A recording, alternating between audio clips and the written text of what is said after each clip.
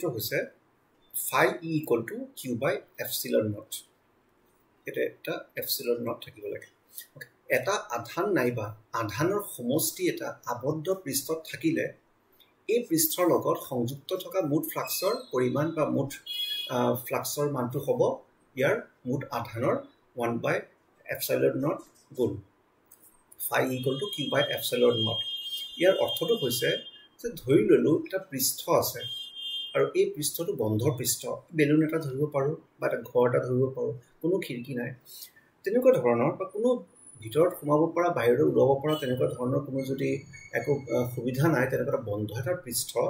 ধৰি লৈছো আৰু এই পৃষ্ঠটোৰ ভিতৰতে আধান আছে q এটা থাকিব পাৰে দুটা থাকিব পাৰে যিমানটা থাকিব পাৰে কিন্তু পৃষ্ঠটোৱে আধানটো বা আধান কেইটাক আবদ্ধ কৰি ৰাখিব লাগিব তেতিয়া হলে এই আধান থকাৰ বাবে ইয়াত কি হ'ব বল ৰেখা ইয়াৰ পৰা ওলাব মুঠ কিমান ফ্লাক্স হৈছে এই ফ্লাক্সৰ যেটো পৰিমাণ আছে হেতুক আমি q যেটো ইয়াৰ মানটো এটো আৰু তাক হৰণ কৰিম এপসাইলন নটৰে এই সমীকৰণ যেটো আছে ইয়াক আমি কম গাউছৰ সূত্ৰ আকৌ মই কৈ গৈ আছো এটা আধান নাইবা আধানৰ সমষ্টি এটা আধান হ'ব পাৰে দুটা হ'ব পাৰে বেছি হ'ব পাৰে এই আধানৰ সমষ্টি এটা আবদ্ধ পৃষ্ঠ কিন্তু কাল্পনিক হয় ইমাজিনাৰী আবদ্ধ পৃষ্ঠত থাকিলে এই পৃষ্ঠৰ লগত ফ্লাক্স মুঠ ফ্লাক্স হ'ব 1 by epsilon naught কাৰ লগত q লগত পূৰণ কৰিলে তাৰ মানে q by epsilon naught এই সূত্ৰৰ বাবে কিছুমান শৰ্ত আছে আগতে কৈছো মই পৃষ্ঠ বন্ধ হ'ব লাগিব খোলা পৃষ্ঠ একফালৰ পৰা ফলা পৃষ্ঠ হলে নচলিব দ্বিতীয়টো হ'ব লাগিব পৃষ্ঠৰ বাহিৰত থকা আধান গণ্য কৰা নাযাব তাৰ বাহিৰৰ পৃষ্ঠ যদি আধান থাকে হেতু এই যেটো q মানত সংলগ্ন নহব এটো বাদ দিব লাগিব আৰু পৃষ্ঠৰ বাহিৰত থকা আধান গণ্য কৰা নাযায় আৰু পৃষ্ঠৰ ভিতৰত থকা আধান ইয়াৰ কেন্দ্ৰত থাকিব লাগিব বুলি কোনো কথা নাই এটো কেন্দ্ৰটো থাকিব পাৰে এনেকুৱা জায়গাত থাকিব পাৰে এনেকুৱা জায়গাতো থাকিব পাৰে আৰু এটা মই ইয়াৰ লগত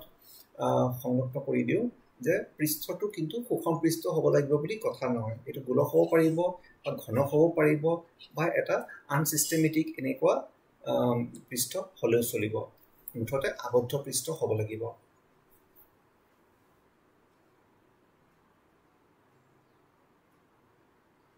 গাউছৰ সূত্ৰটোৰ প্ৰমাণটো জানিব চেষ্টা কৰো এতিয়া কেনেকৈ প্ৰমাণ কৰিম ধৰি লোৱা এটা গোলক আৰু এই গোলকটোৰ কেন্দ্ৰত একেবাৰে কেন্দ্ৰত এটা আধান ধৰি লৈছো স্মল q আৰু ধৰি লৈছো যে যেটো গোলক তাৰ ব্যাসাৰ্ধ স্মল r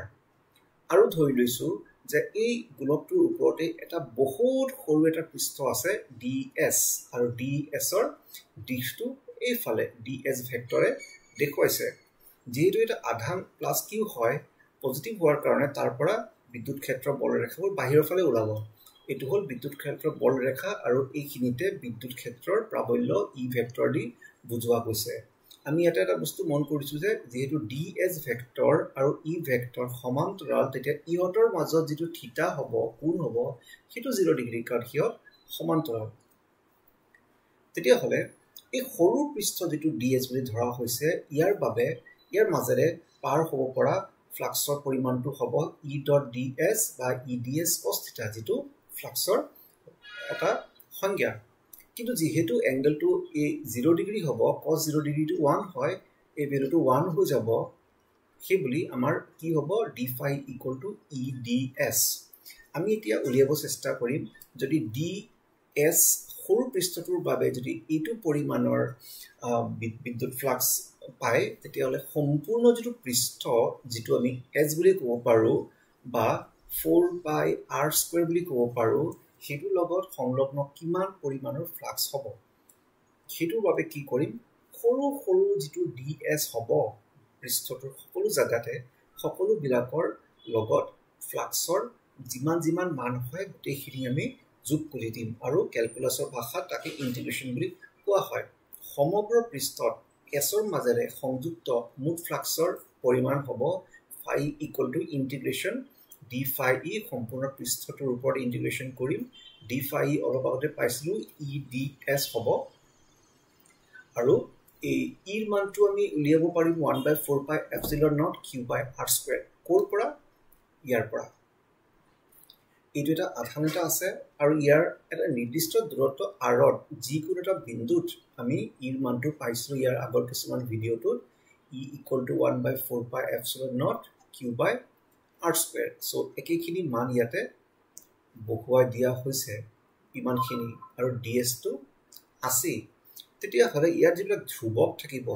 ইণ্টিগ্ৰেশ্যন চিম্বলৰ বাহিৰত ওলাই যাব 1/4 পাই এপচিলন নটটো ধ্ৰুৱক হয়েই এই আধানটো আছে সেই ধ্ৰুৱক হয়েই আৰু যিহেতু ব্যাসাৰ্ধ এটা গোলকৰ বাবে সকলো জেগাতে একেই থাকে আৰ স্কুৱেৰটো ধ্ৰুৱক হয়েই ভিতৰত থাকি গ'ল ডি এছ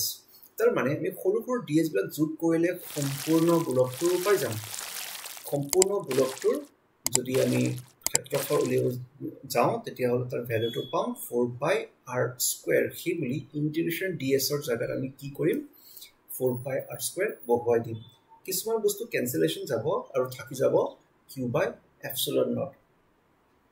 তেতিয়া এই বাওঁফালে যেটো আমি কৈছিলোঁ ফ্লাক্স ফাই ই কি ওলাইছে কিউ বাই এপচিলন নট এইটোৱে হৈছে গাউছৰ সূত্ৰৰ প্ৰকাশ ৰাশি